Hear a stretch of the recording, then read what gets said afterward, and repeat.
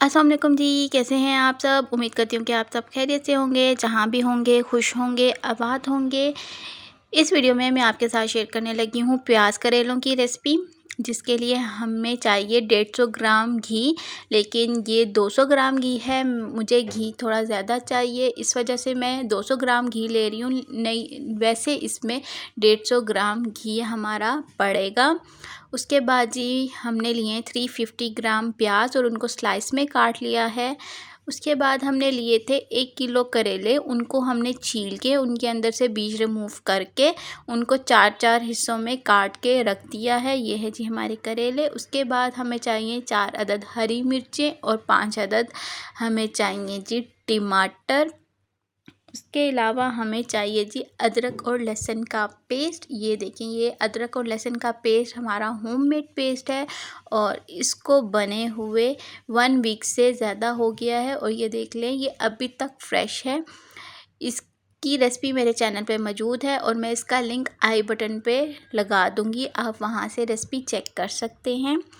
मिसालों में जो हमें चाहिए 1 टीस्पून नमक, 1 टीस्पून इसमें हमें चाहिए लाल मिर्चें, 1/5 टीस्पून हल्दी का और हमें चाहिए 1 टीस्पून सूखा धनिया। चलें तो फिर अब हम करते हैं बनाना शुरू। सबसे पहले हम अपना चूल्हा ऑन कर लेंगे और उसकी फ्लेम मीडियम रखेंगे। उसके बाद हम इसके ऊपर कढ़ाई चढ़ा लेंगे जिसमें हमने बनाना है और ये अभी गीली है। जब ये खुश्क होगी तब इसके अंदर मैं घी ऐड कर दूंगी। बिस्मिल्लाहिर्रहमानिर्रहीम। अब हम कढ़ाई में घी ऐड कर देंगे और इसको गर्म होने का इंतज़ार करेंगे। जब हमारा घी गर्म हो जाएगा तब हम इसके अंदर ऐड कर देंगे जी लहसुन और अदरक का पेस्ट। हमने घी बहुत ज़्यादा गर्म नहीं करना, हमने मीडियम घी को गर्म करना है और इसमें लहसुन अदरक का पेस्ट ऐड कर देंगे और इसको हमने भूनना है। इसको हमने फ्राई नहीं करना, यानी कि गोल्डन फ्राई नहीं करना, इसको हमने भूनना है। इसको हमने तब तक भूनना है जब तक कि इसके अंदर से लहसुन और अदरक की कच्ची कच्ची स्मेल ख़त्म ना हो जाए, तब तक हमने इसको भूनना है।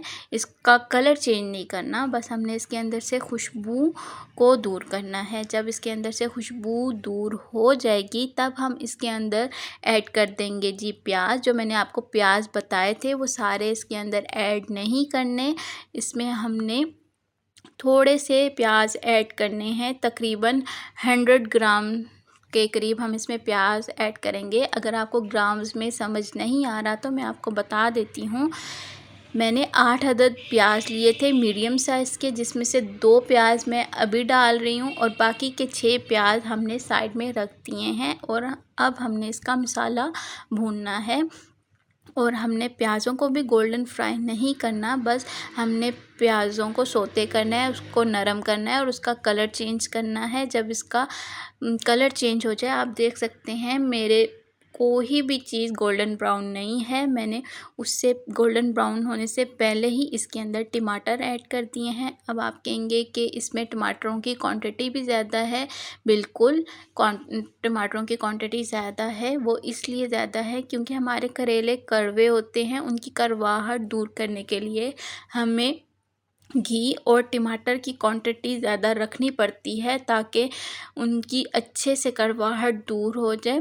अब हम टमाटरों को 5 से 6 मिनट के लिए ढक देंगे। जब हमारे टमाटर सॉफ्ट हो जाएंगे तब हम इसका ढक्कन उठा लेंगे और इनको हमने स्मैश कर देना है। तब ये इसीलिए स्मैश हो जाएंगे और हमने अच्छी तरह से इसको स्मैश कर लेना है। जब ये अच्छी तरह से मैश हो जाएंगे, अभी इसमें हल्का हल्का पानी है, हमने इसके अंदर ऐड कर देने हैं जी मसाले, जो मैं आपको पहले बता चुकी हूँ।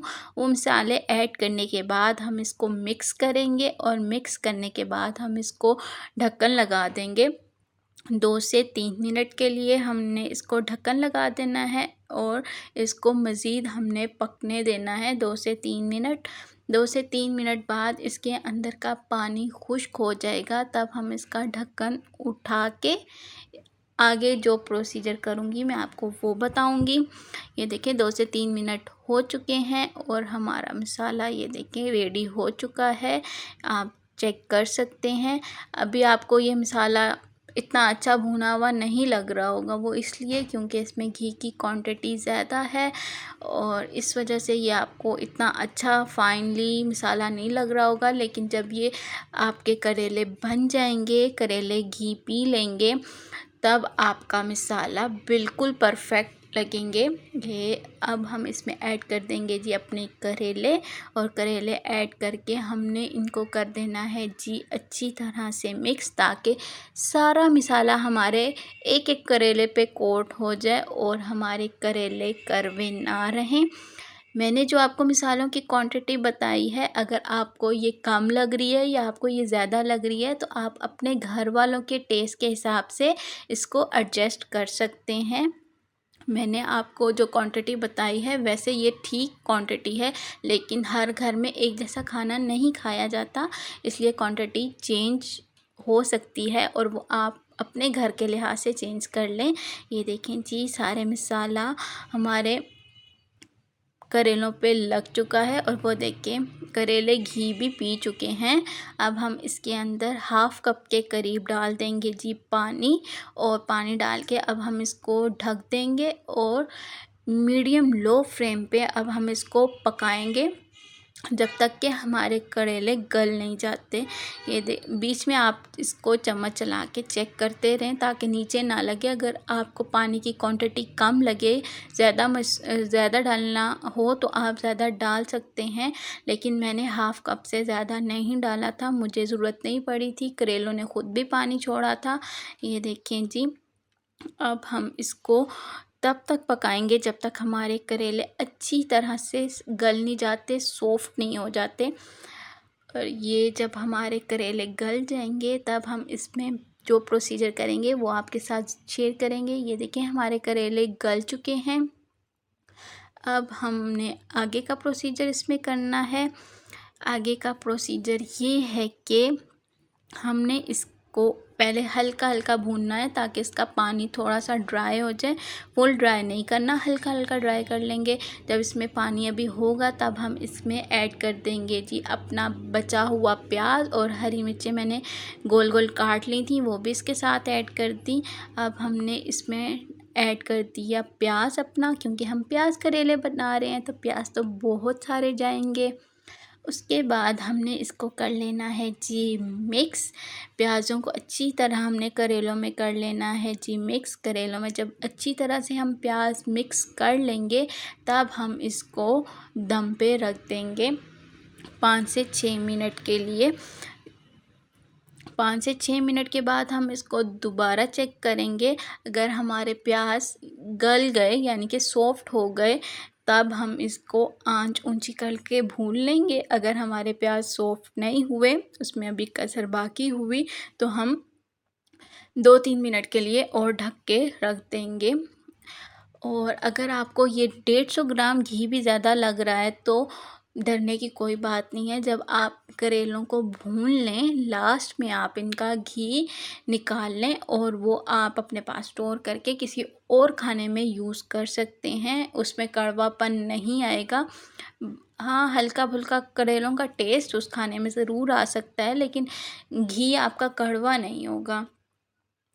ये देखें जी हमने इसको मिक्स करके रख दिया और ये देखिए हमारे जो करेले हैं ये बिल्कुल भुनने के करीब हैं। इसके प्याज भी गल चुके हैं और इसमें हल्का हल्का पानी है और साइडों पे ऑयल है, लेकिन इस ऑयल में अभी पानी भी है, ये अभी भुना जाएगा। अब हम इसको अच्छी तरह से भून लेंगे। ये देखें हमने आंच ऊंची कर ली है और इसको हम भुनाई कर रहे हैं और ये देखें साइडों से इसका ऑयल सेपरेट होता जा रहा है। पहले एकदम से करेलों ने जो ऑयल पिया था, अब वो ऑयल अपना रिलीज़ करेंगे। ये देखें जी हमारे करेले बिल्कुल हो गए हैं जी रेडी। अब मैं इनका करूँगी चूल्हा ऑफ और थोड़ी देर के लिए रुकूँगी और उसके बाद मैं इनको सर्व कर दूँगी। ये देखें जी ये है हमारे प्याज करेलों की फ़ाइनल लुक।